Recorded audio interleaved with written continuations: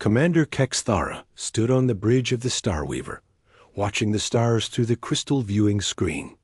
The beautiful ship was dying around her. Green sparks flickered from damaged control panels, and the soft singing of the ship's crystal heart was broken and weak. The other 11 ships in her fleet were in even worse shape. 3 days had passed since the Dominion ambush. 3 days since her peaceful exploration fleet had been turned into refugees running for their lives. The memory still burned in her. Mined like acid, they had been studying a new star system when the black warships appeared from nowhere. The Dominion fleet had struck without warning, without mercy. The Zephyrians were not warriors. Their ships were built for science and exploration, not war. The crystalline hulls that made their vessels so beautiful also made them fragile. When the Dominion plasma cannons opened fire, the Zephyrian shields had lasted only minutes. Kexthara touched the communication crystal on her collar. "Valinara, report on the damage." The young engineer's voice came through the crystal, tired and worried. "Commander, we have lost 2 main engines. The crystal matrix is cracked in 7 places.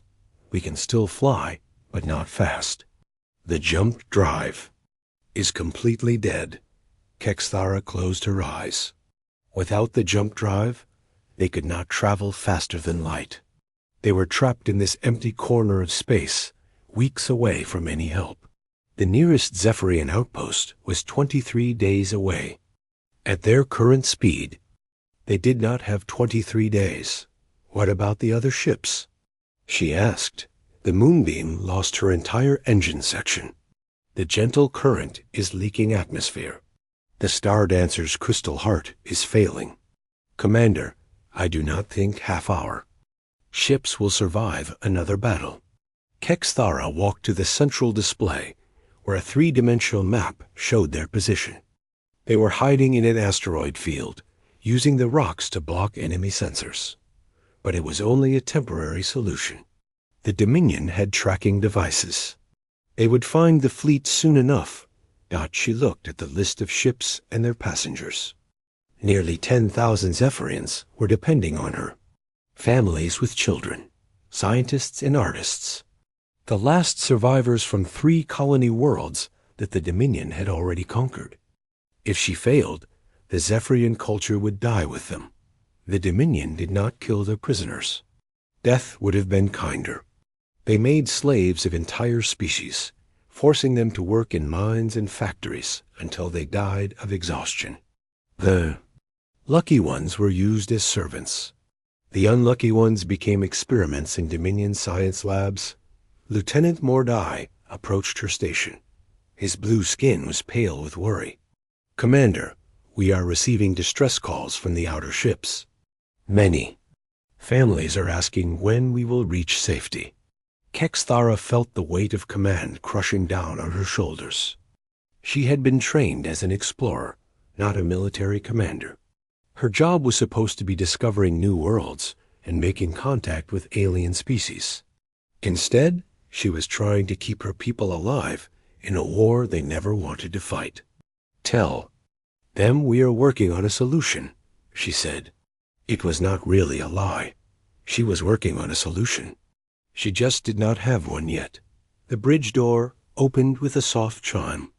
Valinara entered, her silver hair messy from crawling through damaged engine compartments.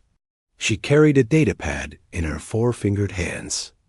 "Commander, I have been studying our options," she said, setting the pad down on the command table. "If we push our engines to maximum power, we might be able to reach the Kepler system in 18 days. But there is a risk." "What kind of risk?" "Our damaged crystal matrix could shatter completely. If that happens, we lose all power. The ship becomes a dead rock floating in space." Kexthara studied the data. 18 days instead of 23. It was still too long. The Dominion scouts had already found their trail once. They would not stay hidden for 18 days. "What about fighting?" she asked. "Can we repair our weapons?" Valinara's expression grew even more worried. "Commander, Our weapons were designed to clear asteroids and defend against pirates. The Dominion has battle cruisers with armor plating 3 times thicker than our strongest beams can penetrate. We would be like children throwing rocks at armored warriors. The truth was bitter, but clear. The Zephyrians had lived in peace for over 1,000 years. They had forgotten how to make war. Their weapons were tools, not true instruments of battle. Against the Dominion's military might, they were helpless. A new voice came through the communication crystal. It was Captain Thies's from the medical. Ship healing light. Commander, we have a problem. Our medical supplies are running low. We have many wounded from the last battle. Without proper treatment, we will lose 30 or 40 people in the next few days. More bad news. Kexthara felt like she was drowning in problems with no solutions. Every choice led to disaster. Stay and fight, they would be destroyed. Run, and they might not make it to safety. Wait for help, and they would starve or be captured. She walked to the viewing screen and stared out at the asteroid field. The rocks drifted slowly past, chunks of stone and metal that had once been a planet. Billions of years ago, this had been a world with oceans and maybe even life. Now it was just debris, broken pieces floating in the dark. Commander? Velinara's voice was gentle. What are your orders? Kexthara touched the communication crystal. Again, all ship commanders, this is Kexthara. We will attempt to reach the Kepler system at maximum speed. Begin preparations immediately. We leave in 6 hours. It was not a good plan. It was barely a plan at all, but it was the only choice that gave them any hope of survival. Maybe their crystal hearts would hold together. Maybe the Dominion would not find them. Maybe they would reach safety before their supplies ran out. Maybe it was not much to build hope on, but it was all they had got as the fleet began its desperate preparations. Kexthara remained on the bridge, watching the stars. Somewhere out there, beyond the cold emptiness of space, was home. The beautiful crystal cities of Zephyr Prime, with their singing towers and floating gardens. The peaceful colonies where her people had built new lives among alien suns. All of it was gone now. The Dominion had taken everything, but they had not taken the people. Not yet. As long as the fleet survived, the Zephyrian spirit would live. Ondat, she would not let them down. She would find a way to save them, even if it seemed impossible. Even if she had to sacrifice herself to do it. The Starweaver's crystal heart sang a sad, broken song as the ship prepared for its final journey. In 6 hours, they would leave the safety of the asteroid field and race toward an uncertain future. Behind them, the Dominion fleet was coming. Ahead lay only empty space and the thin hope of reaching sanctuary. Kexthara stood alone on the bridge, the weight of 10,000 lives on her shoulders, and wondered if hope would be enough to save them all. The broken song of the crystal heart echoed through the ship, a melody of sorrow and determination that seemed to say, "We are still here. We are still fighting. We will not give up, not yet." Captain Jake Morrison sat in his command chair aboard the Liberty Bell, sipping his 3rd cup of coffee of the morning. The patrol mission had been quiet so far, too quiet. His crew was getting restless after 2 weeks of scanning empty space and finding nothing but rocks and cosmic dust. The Liberty Bell was not a warship. She was an exploration vessel, built for long-range surveys and first contact missions. Her crew of 45 was made up of scientists, engineers, and diplomats, not soldiers. Morrison himself had served in the military during the Centauri. Border wars, but that was years ago. These days, his biggest worry was usually equipment failures and bored crew members. "Captain," called out Lisa Park from the communications station. "I'm picking up some strange energy readings from the Broken Stone asteroid field." Morrison set down his coffee cup and walked over to her station. Lisa was young but sharp, with an ear for picking up unusual signals that others might miss. If she said something was strange, it was worth investigating. What kind of energy readings? He asked. Multiple sources, sir. The patterns look artificial. Like ship engines, but not any design I recognize. The energy signature is completely different from anything in our databases. Morrison felt a familiar tingle of excitement. First, contact with a new species was every explorer's dream. It was also potentially dangerous. The last thing they needed was to stumble into someone else's war. Ben, what do you make of this? Morrison called to his science officer. Chief. Science Officer Ben Carter hurried over from his station, his tablet already displaying the sensor data. Ben was a thin man with gray hair who got excited about everything related to alien technology. He studied the readings with growing interest. Captain, these are definitely artificial energy sources. One count 12 separate signatures. They appear to be hiding in the asteroid field, using the rocks to mask their presence. Hiding from what? Morrison asked. Unknown, sir. But if they're hiding, they're probably scared of something. Morrison walked back to his command chair and thought about his options. Starfleet regulations were clear about first contact situations. He was supposed to observe from a distance, gather intelligence, and call for backup before making any direct contact. But something about the situation felt urgent. Amy, what's your read on this? He asked his first officer, Lieutenant Commander. Amy Foster was a practical woman who always considered the risks before acting. She studied the tactical display with a frown. Sir, if these are ships hiding in an asteroid field, they're probably in trouble.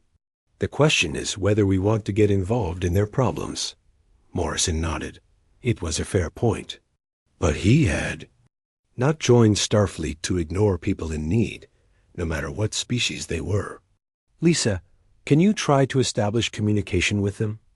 I can try, sir. But we'll need to get closer for a clear signal. Do it. Take us in slowly. I don't want to spook them. The Liberty Bell changed course and headed toward the asteroid field. As they got closer, the sensor readings became clearer. 12 ships, all badly damaged, hiding among the rocks like wounded animals. Captain, Ben called out. I'm reading massive damage to their hulls. These ships have been in a fight. A bad one. Morrison felt his stomach tighten. If these aliens had been attacked, their attackers might still be in the area. The Liberty Bell was not equipped for serious combat. Any sign of the ships that attacked them? He asked. Negative, sir. But I am detecting debris fields throughout the system. Looks like there was a major battle here recently. Lisa looked up from her station. Captain, I'm getting a response to our hail. It's very weak, but I think I've got a signal. Put it through. The main screen flickered and filled with static. Slowly, an image formed. Morrison found himself looking at an alien face unlike anything he had ever seen. The being had pale blue skin and large silver eyes. Its features were delicate and graceful, almost ethereal. When it spoke, its voice was like music. Unknown vessel. This is Commander Kexthara of the Zephyrian Republic. Please identify yourself. Morrison stood up, straightening his uniform. First contact was always a moment to remember. Commander Kexthara, this is Captain Jake Morrison of the Earth vessel Liberty Bell. We detected your ships and wanted to offer assistance. The alien commander's expression changed. Morrison could see hope and fear warring in those silver eyes. Captain Morrison, your offer is generous, but we do not wish to involve your people in our troubles. We are being hunted by a hostile force. It would be dangerous for you to remain here. Morrison exchanged glances with Amy. The alien was trying to protect them, even though she was the one who needed help. That said something about her character. Commander, with respect, We can't just leave you here. What kind of trouble are you facing? The alien hesitated, then seemed to make a decision. Captain, we are refugees from the Dominion invasion. Our colony worlds have been conquered. We escaped with nearly 10,000 civilians, but our ships are badly damaged. We cannot run much further. The Dominion? Morrison had never heard of them, but they sounded dangerous. A military empire that conquers peaceful species and enslaves them. They have been expanding across this sector for months. We are scientists and explorers, Captain. We were not prepared for war. Morrison felt anger rising in his chest. He had seen bullies before, in the military and in space. The idea of a powerful force attacking innocent civilians made his blood boil. How long before they find you? He asked. Our scouts report Dominion ships 2 days away. When they arrive, we will have to surrender or be destroyed. Our weapons are no match for their warships. Amy stepped forward. Captain, we should call for fleet support. The nearest starbase could have ships here in 3 weeks. 3 weeks? Commander Kexthara's voice was filled with despair. Captain, we do not have 3 weeks. We have days at most. Morrison looked around his bridge. His crew was listening to every word, and he could see the same anger in their faces that he felt in his heart. These people were innocent refugees, and they were going to be captured or killed because no one would help them. Commander, he said, what if we could help level the playing field? The Liberty Bell may not be a warship, but we have some tricks up our sleeves. Kexthara's eyes widened. Captain, you do not understand. The Dominion fleet has battle cruisers and destroyers. Your single ship cannot stand against them. Morrison smiled grimly. Commander, you don't know much about humans, do you? We have a saying, it's not the size of the dog in the fight, it's the size of the fight in the dog. We may be small, but we don't give up easily. Lisa looked up from her station. Captain, I'm detecting multiple ships entering the system. They're still far away, but they're definitely heading this way. Dominion? Morrison asked. Has to be. Sir, the energy patterns match what Commander Kexthara described. Morrison made his decision. Commander Kexthara, if you're willing to trust us, we'd like to help. We may not have the biggest guns, but we have something the Dominion doesn't expect. What is that, Captain? Stubbornness. And a really bad habit of not knowing when we're beaten. For the first time since the conversation began, Commander Kexthara smiled. It was a beautiful expression on her alien features. Captain Morrison, your species must be very brave or very foolish. Morrison grinned back. A little of both. Commander, a little of both. 2 hours after first contact, the Liberty Bell docked with the Starweaver using emergency airlocks. Captain Morrison led a small team aboard the alien ship, and what he saw took his breath away. The Zephyrian ship was like nothing human eyes had ever witnessed. The walls were made of living crystal that glowed with soft blue light. The corridors curved and flowed like rivers, and the air itself seemed to hum with gentle music. Everything was beautiful, even the damaged sections where sparks of green energy flickered from broken crystal panels. Commander Kexthara met them at the airlock. In person, she was even more graceful than she had appeared on screen. Her movements were fluid and elegant, like a dancer. But Morrison could see the exhaustion in her silver eyes and the weight of responsibility on her shoulders. Welcome aboard the Starweaver, Captain Morrison, she said. Her voice had a musical quality that made even simple words sound like a song. Thank you for trusting us, Commander, Morrison replied. This is my chief engineer, Danny Walsh, and my science officer, Ben Carter. Danny was a stocky man with grease-stained hands who could fix anything that broke. Ben was already staring at the crystal walls with fascination, his scanner beeping as it recorded data. This is incredible, Ben whispered. Living crystal technology. The energy patterns are unlike anything in our databases. Kexthara led them to the bridge where Lieutenant Velinara was waiting. The young Zephyrian engineer looked tired but eager to help. Her silver hair was tied back with what looked like glowing threads. Lieutenant Velinara has been studying your ship's design, Kexthara explained. She believes there may be ways our technologies could work together. Danny stepped forward, his practical mind already working. What kind of power source do you use? Harmonic crystals, Velinara replied. They convert sound waves and vibrations into energy, but our main crystal heart is badly damaged. We cannot generate enough power for weapons or faster engines. What? About our fusion reactor? Danny asked Morrison. It puts out a lot of raw energy. Maybe we could channel it through their crystals somehow. Ben was scanning the walls with his equipment. Captain, the crystal matrix seems to amplify and focus energy in ways our technology cannot match. If we could combine our power generation with their focusing ability, ... double quotes, Morrison could see where this was going. You're talking about making weapons. Not just weapons, Velinara said excitedly. Better shields, faster engines, stronger hull. Plating. Our crystals can enhance almost any technology, but we need more power than we can generate. Kexthara looked worried. Captain, we are not warriors. We have never built weapons designed to kill. Morrison understood her concern. Zephyrians were clearly a peaceful people who had been forced into a war they never wanted. But sometimes good people had to fight to protect what they loved. Commander, sometimes the only way to preserve peace is to be ready for war.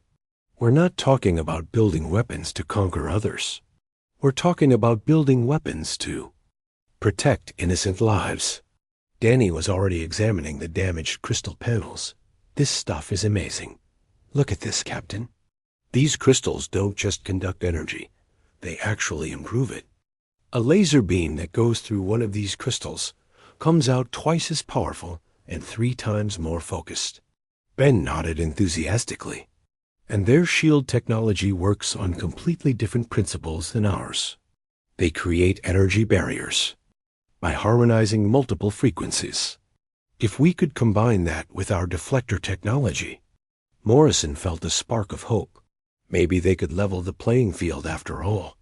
How long would it take to make these modifications? Velinara and Danny looked at each other, both of them thinking hard. With both our crews working together, Danny said, maybe 18 hours for basic modifications. 24 hours for something really impressive. We have less than 48 hours before the Dominion arrives, Kexthara said. But Captain, even with improved weapons, we will still be badly outnumbered. Morrison walked to the viewing screen and looked out at the asteroid field. Thousands of rocks drifted in the darkness, ranging from pebbles to mountains. An idea began forming in his mind. What if we don't fight them ship to ship? He said. What if we turn this entire asteroid field into a weapon? Everyone looked at him with confusion. Think about it, Morrison continued. The Dominion expects to find helpless refugees. They won't be prepared for a coordinated defense. We could rig the asteroids with explosives, create debris fields to channel their ships, set up crossfires and ambush points. Ben's eyes lit up. We could use the mining charges from our cargo hold. Combined with Zephyrian crystal amplifiers, we could turn every asteroid into a bomb. And our precision targeting systems could guide your mining equipment, Velinara added. We could place the charges exactly where they need to be. Kexthara was beginning to look hopeful. A defensive strategy using the environment as our ally. It could work. Morrison turned to Danny. Can the Liberty Bell's tractor beam move these asteroids? The smaller ones, sure. The big ones would be a problem, but we could shift them slowly. What? About your ships? Morrison asked Kexthara. Could they move rocks? Our ships are equipped with precision manipulation beams for scientific work. We could move asteroids with great accuracy, but not quickly. Morrison could see the plan taking shape. Then we use precision and patience. We have 2 days to turn this asteroid field into a maze. When the Dominion arrives, they'll have to come through our backyard to get to you. Over the next hour, the plan grew more detailed. The humans would provide raw firepower and tactical knowledge. The Zephyrians would provide precision and technological enhancement. Together, they would create a defense that neither species could manage alone. Danny and Velinara worked side by side, designing hybrid weapons that combined fusion power with crystal focusing. Ben and the Zephyrian scientists calculated orbital mechanics and explosion patterns. Morrison and Kexthara planned the overall strategy. As the crews worked together, something unexpected happened. Despite the language barriers and physical differences, friendships began to form.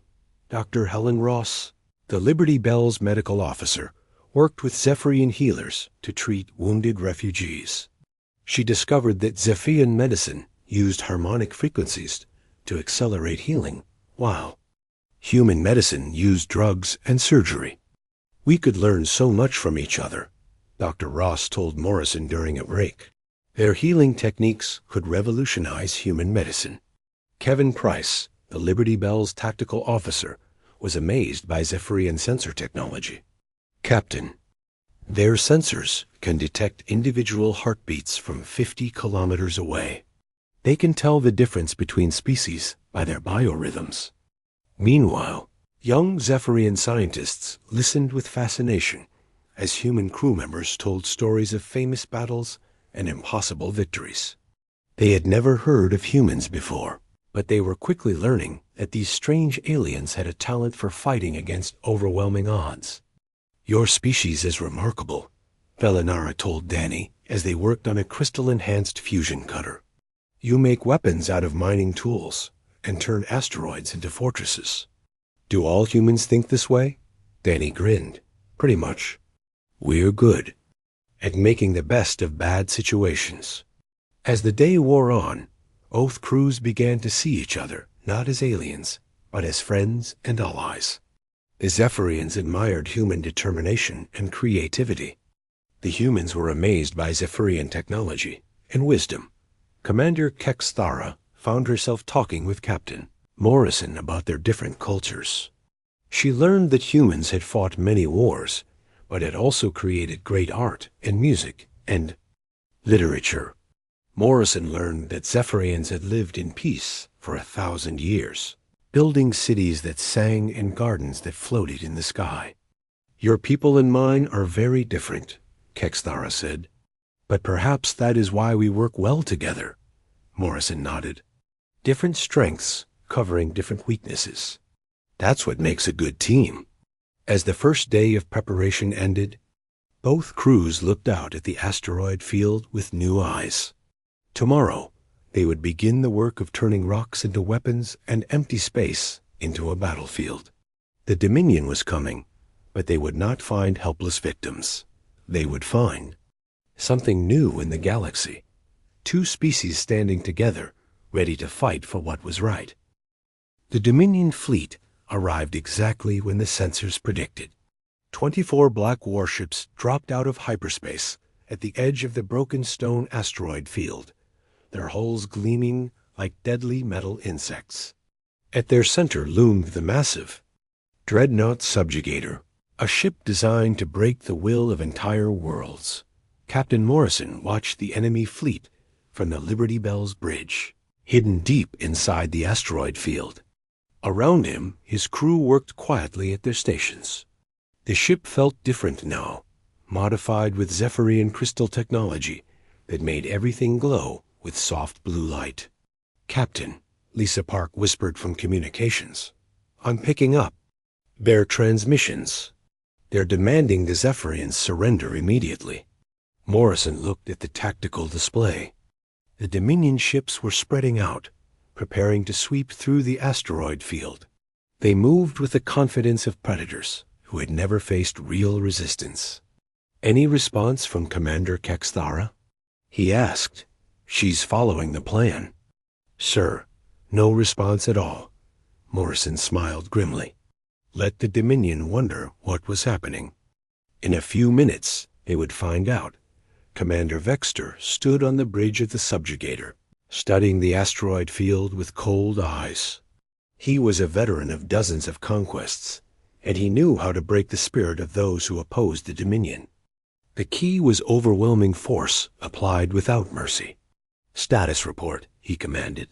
Sir, we have detected the Zephyrian ships hiding among the asteroids, his tactical officer reported. 12 vessels, all showing heavy damage. Their energy signatures are very weak. Perfect. They are wounded animals waiting to be put out of their misery. Vexter turned to his weapons officer, prepared to demonstrate Dominion power. Destroy one of their ships completely. The others will surrender quickly enough. Yes, sir. Target locked on the nearest Zephyrian vessel. Vexter was about to give the order to fire when his sensor officer called out in alarm. Sir, I'm detecting massive energy buildups throughout the asteroid field. Multiple sources, all activating simultaneously. What kind of energy buildups? Before the officer could answer, the asteroid field exploded into light and violence. Morrison had been waiting for this moment. As soon as the Dominion ships moved into the trap zone, he activated the detonation sequence. All stations, this is Morrison. Light them up. Across the asteroid field, hundreds of mining charges exploded simultaneously. But these were not ordinary. Explosives. Danny Walsh and Velinara had enhanced each charge with Zephyrian crystal amplifiers, turning simple mining tools into weapons of incredible power. The first wave of explosions tore through, space like a deadly flower blooming. Asteroids that had been rigged with charges became massive fragmentation bombs, sending clouds of rock and metal flying in all directions. The Dominion ships, caught completely by surprise, found themselves flying through a storm of deadly debris. 3 Dominion destroyers were hit immediately. Their shields flared and failed under the unexpected assault. One ship took a house-sized rock through its engine section and began spinning out of control. Direct hits on targets 7, 12, and 15. Kevin Price reported from the tactical station. Enemy formation is breaking up. Morrison watched the chaos with satisfaction. The Dominion had expected to find helpless refugees. Instead, they had flown into a carefully planned ambush. Phase 2, Morrison ordered. Danny, fire up our new toy. In the engineering section, Danny Walsh had been working for 36 hours straight to create his masterpiece. The Liberty Bell's fusion reactor was now connected to a massive Zephyrian crystal array. The combination created a focused energy beam, unlike anything either species had built before. Fusion beam charging, Danny reported over the intercom. Crystal matrix is stable. We are ready to fire. Morrison targeted the nearest Dominion cruiser. Fire. The beam that erupted from the Liberty Bell was beautiful and terrible. Pure fusion energy, focused and amplified by living crystal, cut through space like a sword made of starlight. It struck the Dominion cruiser's shields and burned through them like they were made of paper. The enemy ship's hull glowed white-hot for a moment, then cracked open like an egg. Atmosphere and debris vented into space as the cruiser died. On the subjugator's bridge, Vexter stared in shock at his tactical display. In less than 2 minutes, he had lost 4 ships. This was supposed to be a simple cleanup operation, not a real battle. Where are those attacks coming from? He demanded. Unknown, sir. The asteroid field is interfering with our sensors. We are detecting multiple small craft, but we cannot get target locks. Then blast everything. Turn this entire field into dust. The Dominion fleet opened fire with everything they had. Plasma cannons and missile launchers lit up space with deadly energy, but the asteroids that had seemed like obstacles now became shields. The Zephyrian ships darted between the rocks with incredible precision. their pilots using every piece of cover to avoid the enemy fire. Commander Kexthara piloted the Starweaver through the chaos with grace and skill. Her ship's crystal-enhanced engines responded to her thoughts, turning and diving between asteroids with movements that looked almost like dancing. "Velinara, status on the weapon systems," she called out. "All crystal arrays are functioning perfectly. Commander, the human fusion technology is working better than we hoped. Then let us show the Dominion what happens when they threaten the innocent." The Starweaver's new weapons were very different from the crude energy beams the Zephyrians had used before. Danny Walsh had shown them how to build real weapons, tools, designed for war. The crystalline focusing arrays turned their mining lasers into precision instruments of destruction. Kexthara targeted a Dominion frigate that was trying to flank their position. Her enhanced weapons fired, and the beam that emerged was like a thread of pure destruction. It sliced through the enemy ship's armor and into its reactor core. The frigate exploded in a ball of orange fire. Across the asteroid field, the other Zephyrian ships were having similar success. Their enhanced weapons, guided by precision that no human could match, picked apart the Dominion fleet with surgical strikes. But the Dominion was not helpless. They had numbers and firepower, and they began to adapt to the new tactics. Heavy cruisers used their massive guns to blast asteroids into dust, clearing fields of fire. Fighter squadrons swarmed through the debris clouds, hunting for the hidden defenders. "Captain," Amy Foster called out, "the healing light is under attack. 3 fighters have broken through her escort." Morrison could see the Zephyrian medical ship on his screen, trying to escape from the enemy fighters. The healing light carried wounded refugees, including children. It had no weapons and minimal shields. "Kevin, can you get us a firing solution?" "Negative, sir. Too much debris between U.S. and the target." Morrison made a decision that would have seemed crazy to any military academy instructor. "Danny, full power to engines. We're going in." The Liberty Bell burst from behind its asteroid cover like an avenging angel. The ship's crystal-enhanced engines glowed with brilliant blue light as it accelerated toward the medical ship. Morrison pushed his vessel harder than it had ever been pushed before. The Dominion fighters saw the human ship coming and turned to engage. Their plasma cannons lit up space with deadly fire. But Morrison had learned something from watching the Zephyrians fly. He stopped thinking like a human pilot and started thinking like a dancer. The Liberty Bell twisted and spun through the enemy fire, its movements smooth and flowing. Crystal technology allowed the ship to turn in ways that should have been impossible, dodging attacks that should have destroyed it. Morrison got close enough to use the ship's point defense lasers, the enhanced weapons designed for shooting. Down missiles tore through the fighter squadron like a hot knife through paper. The healing light was safe, but the victory came at a cost. The Liberty Bell had taken damage from the fighter attack. Warning lights flashed across the bridge, and the smell of burning electronics filled the air. "Damage report," Morrison called out. "Hull breach on Deck 3, Amy reported. "Engineering says we've lost one of the crystal arrays. We can keep fighting, but we need to be more careful." Morrison looked at the tactical display. The battle was turning in their favor, but it was far from over. The Dominion still had more ships, and they were getting angry. "All ships, this is Morrison. Phase 3. Let's finish this." The final phase of the battle was a coordinated assault that used every advantage the Allies had built. Human determination combined with Zephyrian precision. Crude human tactics enhanced by elegant alien technology. 2 species fighting as one. When the last Dominion ship finally retreated, limping away with its tail between its legs, both crews sat in stunned silence. They had done the impossible.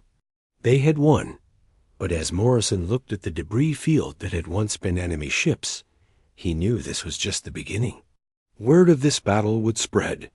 The galaxy would learn that the Dominion could be beaten out, and humanity had just announced itself as the newest player in a very dangerous game. 3 weeks after the Battle of Broken Stone, Captain Morrison stood in the observation lounge of the newly constructed vessel Friendship. Through the crystal viewing walls, he could see Earth hanging in space like a blue and white jewel. It was beautiful, but it was not the most amazing sight in the room. Children from 2 different worlds were playing together on the soft crystal floor. Human kids with brown and blonde hair laughed alongside young Zephyrians with silver hair and glowing blue skin. They spoke a mixture of English and the musical Zephyrian language, creating new words that belonged to both species and neither. It is remarkable how quickly the young ones adapt, Commander Kexthara said, joining Morrison at the viewing wall. She wore a modified Earth uniform now, with crystal shoulder pieces that marked her as a joint commander in the new Alliance fleet. Kids don't see differences the way adults do, Morrison replied. To them, having blue skin or silver eyes is just interesting, not scary. Dr. Helen Ross was sitting nearby, reading from a tablet that displayed both human text and Zephyrian light patterns. She had been working with Zephyrian healers for weeks, learning techniques that seemed like magic to human science. "Jake, you need to see this," she called out. "The medical breakthrough we've been working on is ready for testing." Morrison and Kexthara walked over to where Helen was working with healer Tamanara, an elderly Zephyrian with kind silver eyes. On the table between them was a device that looked like a cross between human technology and living crystal. "What does it do?" Morrison asked. "It combines human surgical techniques with Zephyrian harmonic healing," Helen explained. "We can repair damaged tissue at the cellular level while the patient is fully awake and comfortable. No pain, no scarring, and healing times cut in half." Healer Tamanara touched the device gently, and it responded with soft musical tones. "Your medical knowledge and our healing songs create something neither of us could achieve alone," she said in her musical voice. Morrison smiled. It was the same story everywhere he looked. Human engineering combined with Zephyrian crystal technology had created ship engines, twice as efficient as anything either species had built before.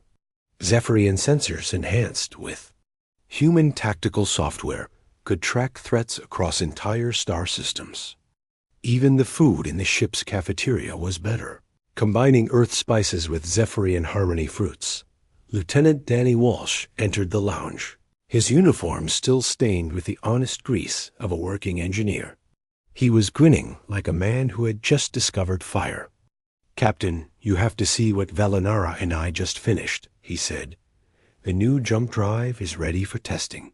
Morrison followed Danny to the engineering section, where the ship's heart sang with a harmony of human fusion power and Zephyrian crystal music. Velinara was standing beside a massive crystal array that pulsed with rainbow light. "Captain Morrison," she said excitedly, "we have achieved something unprecedented. Our new drive system can travel faster than any ship in known space. The journey from Earth to the Zephyrian home system will take only 3 days instead of 3 weeks." "That's incredible," Morrison said. "But is it safe?" Danny nodded enthusiastically.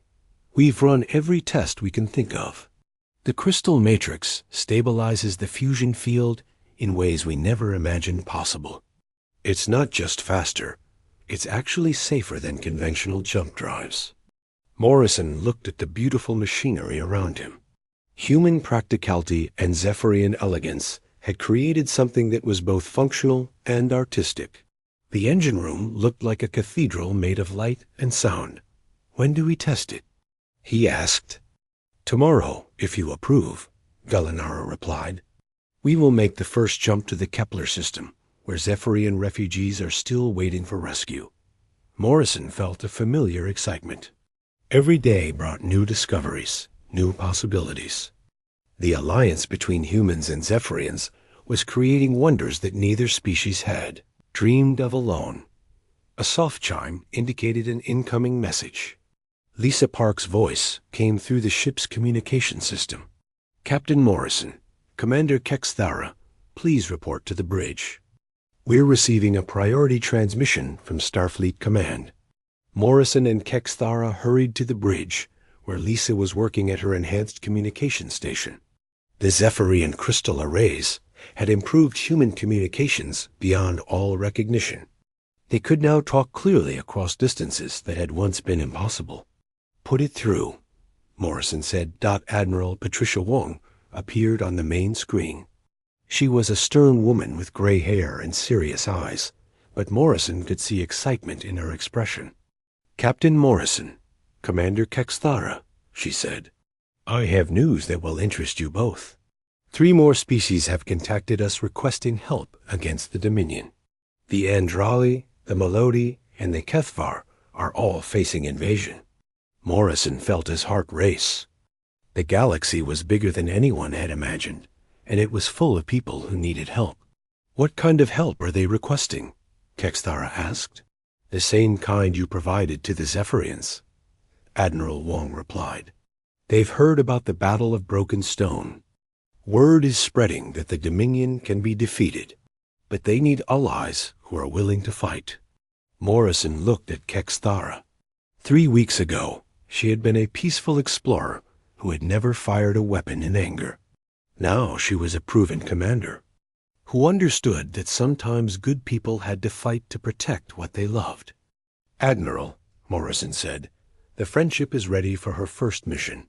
Over the next few hours, Morrison and Kexthara planned their new mission with their joint crew. Ben Carter studied the star charts of the threatened systems.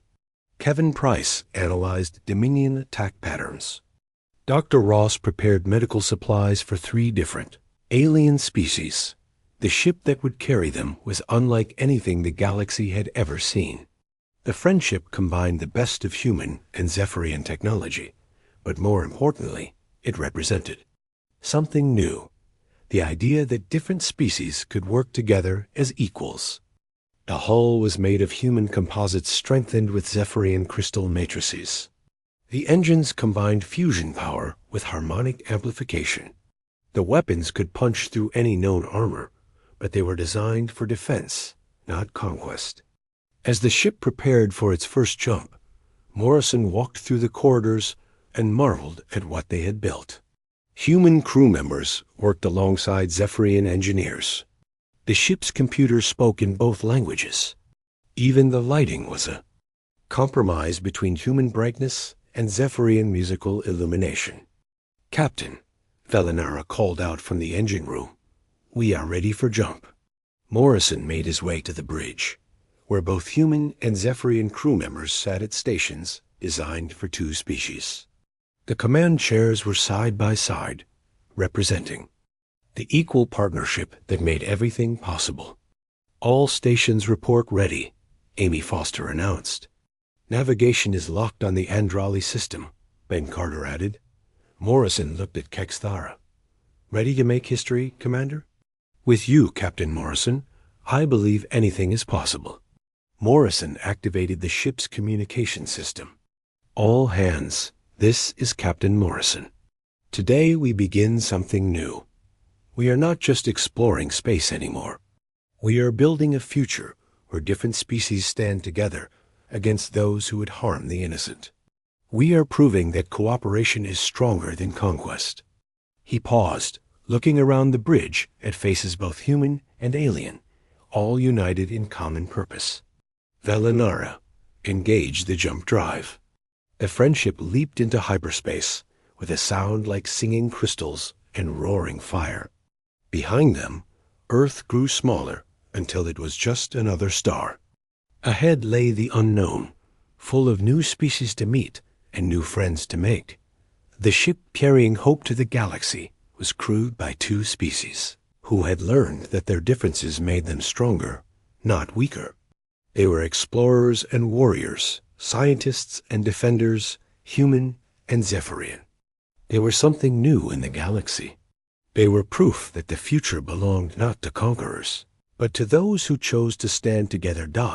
As the friendship traveled through the cosmic dark toward distant stars, children from two worlds played in the observation lounges, creating games that had never existed before. Their laughter echoed through the ship, a sound of pure joy that needed no translation. It was the sound of tomorrow being born.